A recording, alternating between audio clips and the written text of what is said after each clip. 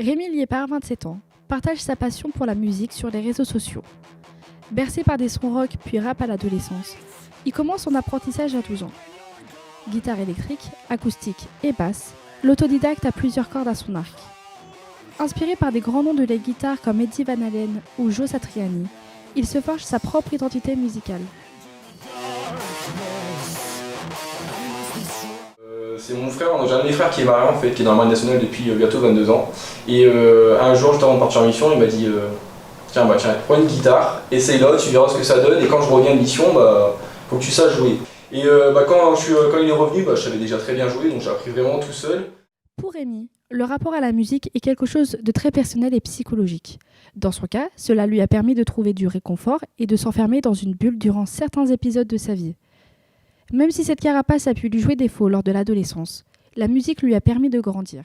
Parce que ça joue vraiment sur le comportement. Et moi je trouve que la musique au jour d'aujourd'hui, mes collègues de boulot ils me voient essentiellement comme Rémi le rigoleur, le mec fan de musique. Et en fonction de ce que j'écoute, ils arrivent à identifier, dire si t'es enfant parce que t'as mis un nouvel album, tac tac, et du coup je résonne comme ça. En fait, la musique pour moi elle joue vraiment un rôle précurseur sur mon émotion et sur l'instant et sur l'émotion du moment. Ça apporte énormément, ça apporte de l'assurance et on s'en rend pas compte, mais je pense que énormément de personnes aujourd'hui passent à côté de pas mal de choses parce qu'ils ont du talent. Rémi se lance une première fois sur YouTube en 2017 avec des reprises de Michael Jackson ou encore Metallica.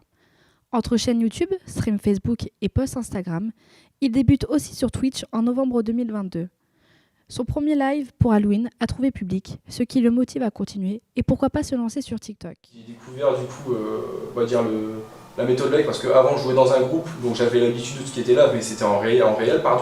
Et là du coup sur Facebook j'ai fait des lives Facebook, c'était plutôt sympa, ça a attiré pas mal de monde, ça m'a permis vraiment de me confronter à nouveau au regard des gens, on va dire entre guillemets, au travers d'un écran d'ordinateur ou d'une télévision. Donc je pense que je vais continuer à me lancer sur les lives avec différents thèmes qui vont arriver par la suite, genre un thème Noël, donc je vais pas me déguiser en Père Noël, faut pas rêver non plus, c'est pas la fête, mais peut-être, c'est probable.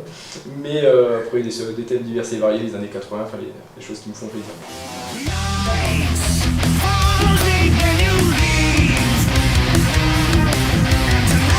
Vraiment, c'est d'être bien entouré.